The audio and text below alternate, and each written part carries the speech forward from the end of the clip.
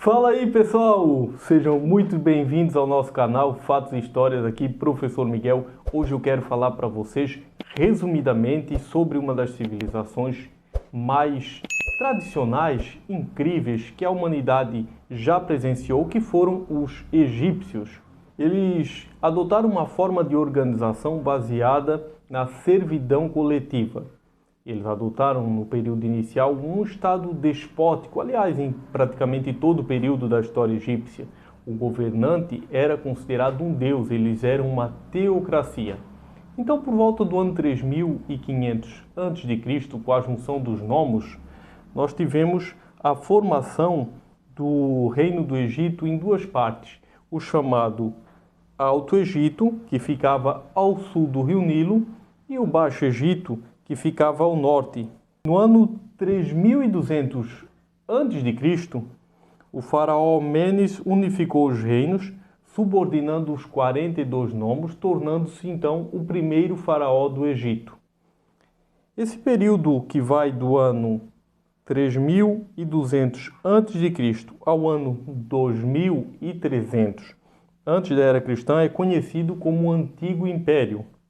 Durante esse período, a capital do império passou a ser a cidade de Tinis e, posteriormente, foi transferida para a cidade de Mênfis, que é onde hoje localiza-se Cairo, atual capital do Egito. Nesse período, a maior parte da população trabalhava na agricultura e eles também eram convocados pelo faraó para trabalhar nas grandes obras que existiam no Egito Antigo.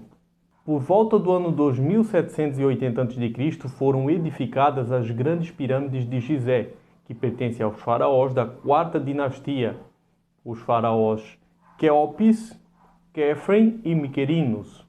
Aliás, essas pirâmides até hoje permanecem de pé e impressionam pela sua opulência, pelo seu tamanho e principalmente pela maneira engenhosa com que os egípcios conseguiram, sem tecnologia que nós temos nos dias atuais, construir uma edificação com pedras tão pesadas e uma edificação tão alta. Para vocês terem uma ideia, a pirâmide do faraó Quéopis tem mais de 60 mil metros quadrados. Foram utilizados 6 milhões de toneladas de pedra, levou cerca de 20 anos de trabalho, sendo recrutado na época praticamente toda a população egípcia a um ritmo de 100 mil homens em rodízio de 3 em 3 meses. A pirâmide tinha originalmente em torno de 145 metros de altura. Ela foi considerada por muitos anos a construção mais alta já feita pelo homem. Ela só foi superada no ano de 1300 pela Catedral de Lincoln, na Inglaterra, que passou a adotar o título de edificação mais alta construída pelo homem porque possuía 160 metros de altura, que por sua vez continuou sendo o edifício mais alto criado pelo homem por 2 séculos.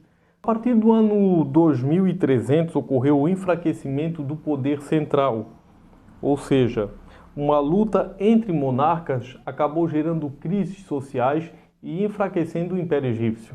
Entre o ano 2000 a.C. ao ano 1580 a.C., nós temos o período chamado de Médio Império. Por volta do ano 2000, a luta entre os monarcas, vários monarcas locais, que eram os antigos chefes dos nomos ou das famílias, acabou restabelecendo o poder central do faraó. Tebas, a famosa Tebas, foi transformada em capital do Império Egípcio. Novas e grandiosas obras de irrigações foram feitas nesse período, ampliando a produção de alimentos, bem como a construção de inúmeros templos, tumbas e edifícios que exaltavam o poderio econômico do faraó. No ano 1800 a.C. ocorreu uma série de invasões no Império Egípcio, a principal dela com os Hyksos, que acabaram estabelecendo domínios na região. No período compreendido entre os anos 1580 a.C. a 525 a.C., nós temos o período do chamado Novo Império. As invasões dos Hyksos acabou unindo os egípcios e despertando um forte sentimento militarista de expulsar os estrangeiros. Sob a liderança do faraó Amoses I, em 1580 a.C., eles expulsaram os hicsos e passaram nesse período a escravizar os hebreus. Inclusive existe aí um entendimento enganoso de que os escravos hebreus teriam construído as pirâmides de Gizé. Porém, as pirâmides são anteriores ao período da escravização dos hebreus. É bom que fique claro isso para quem está aí nos assistindo. Por volta do ano 1250, ocorreu o chamado Êxodo, que foi a saída dos hebreus do Egito, liderado pelo profeta Moisés. Isso mesmo, Moisés da Bíblia, ele é um personagem histórico, cuja existência foi comprovada não só pela Bíblia, como também pela história. Aliás, quem quiser saber essa história com riqueza de detalhes, precisa recorrer aos livros da Bíblia, os 5 primeiros livros da Bíblia. Aliás, a partir do Êxodo, porque o primeiro livro da Bíblia não vai tratar especificamente desse fato, mas vai tratar da chegada dos hebreus ao Egito, lá no finalzinho do livro do Gênesis, como eles chegaram, como eles se instalaram e depois como eles foram crescendo como povo.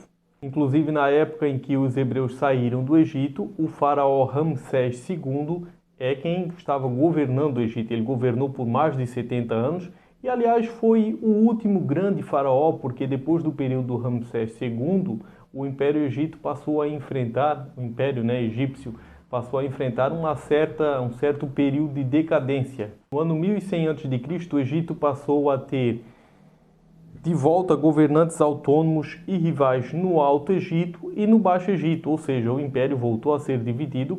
Em 662, Assurbanipal, um personagem histórico importante e rei da Síria, comandou uma invasão na região do Egito que conquistou praticamente toda a região.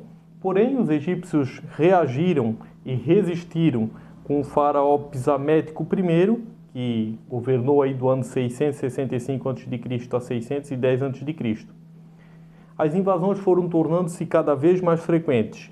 E no ano de 525 a.C., os persas, comandados pelo rei Cambize, conquistaram o Egito, destronando o faraó Psamético III.